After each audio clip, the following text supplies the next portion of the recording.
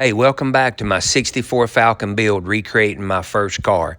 I take care of some little small loose pieces and stuff that go inside the door. I need to get the shop straightened up to where I have more room for this bigger stuff, and this is what I done to it. Thanks for checking it out. All right, while I'm working on those doors and stuff, I don't always have a long period of time because of the honeydew list but stuff. But anyways, so I'm gonna try to get some of these pieces to go inside the door. That way I can get them off the table in there. I can wrap them up and store them up for when I get ready to put it back together to get the shop in a little better order. I sandblasted these back months ago, back when it was cold. So I got some stuff I'm gonna paint black, some stuff I'm gonna paint that gray color, but everything I'm gonna put a adhesive promoter on it. Listen, this is your friend, I promise. Even though everything's sandblasted good and everything's all like it's supposed to be, this adhesive promoter I am a firm believer in. So everything's all stripped down. We're gonna put etch primer on it, which is a direct to metal primer on it, a sealer. You gotta make sure that it says direct to metal because everything is not direct to metal. Like I said, take it for what it is. I'm just throwing out what I do. So here we go.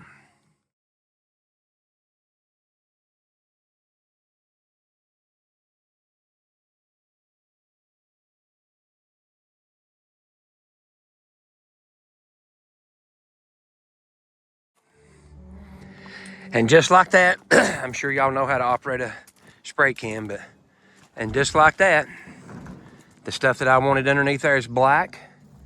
And I'll put a picture there of of the clear that I used on it. But I actually put a heat treated clear over all of it just because, well, kind of because I had the heat treated clear, but I think all this stuff needs a clear on it because even though it's not gonna get up in there, that it'll rub off that thing. So, and then what's one more coat gonna hurt anyway, right? So I got the black done, got that hanging up there. Now to get all this right here, which will be gray, all that goes inside the doors, and no, you can't see it, but like I've said from the very beginning, I want everything on this thing, whether you see it or you don't, to be slick as the top of the hood, okay? It's probably gonna take a long time, might get bored of watching me, but I'm gonna build a nice car. I hope you join me. Okay, this is the products I'm using on this thing. Here's a adhesive promoter. Shoot, I don't even know the company it is. There's all kinds of adhesive promoter. It's a adhesive promoter. I'm using some self-etching primer.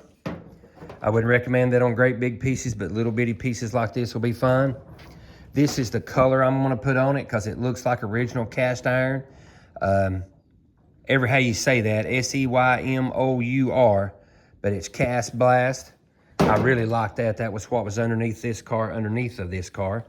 And then I'm going to put the Rust-Oleum high heat, the ceramic coated, the clear on it.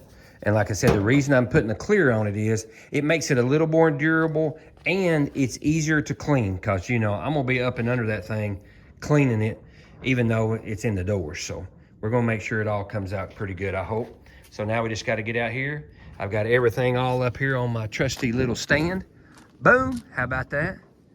And I'll get it all adhesive promoted, let that tack off, put self-etching primer on it, let that tack a little bit and go right back over the top of it. No need to sand it if you still got just a little bit of tacky to it. And I think the stuff's gonna turn out nice.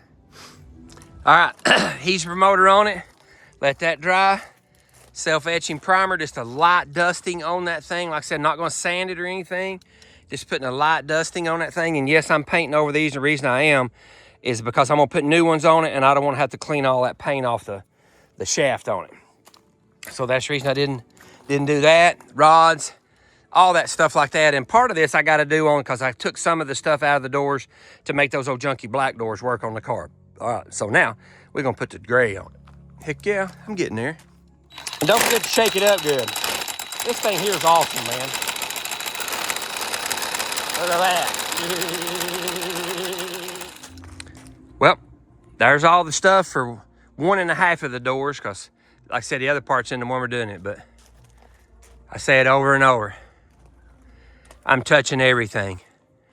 And I know these are spread out, and for those that's been watching it, I appreciate you hanging in there with me. Because I've been doing all kinds of other stuff, but we're gonna build a car this summer. And hopefully by the time wintertime gets here, that thing will be painted and ready to go. So there's all the stuff inside the doors. Wasn't nothing another, I don't know, hour and a half, maybe 2 hours ago. I should write all that down, but it'd probably make me squeamish when I look and see how many hours I've got in that little car. But all right, now we go. Now I can work on the doors. I absolutely love the final product of the way that I did this and the method I did on it thing. So like I said, I know you're not gonna see all this stuff, but man, that stuff looks factory. That looks factory. Probably looks better than factory, but at least it looks factory. Man, that's gonna be so nice in there. And shouldn't have any problem with it ever kind of rusting or anything like that again. Not that I'm gonna get rid of it, but so I think all that turned out really nice. Now I just gotta get some doors finished ready. So now I can take and finish letting this dry real good.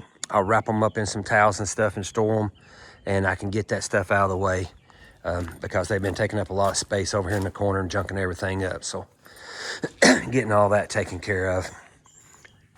The vent turned out really nice. It's just about dry now where I can put it back together and the flapper and stuff on it. So I've been over here working on the windows and these frames right here, and I'll have all the hardware taken care of it. I've got to figure out something that's going to get these stains off here. Anybody got an idea? Help me get these stains off these glass.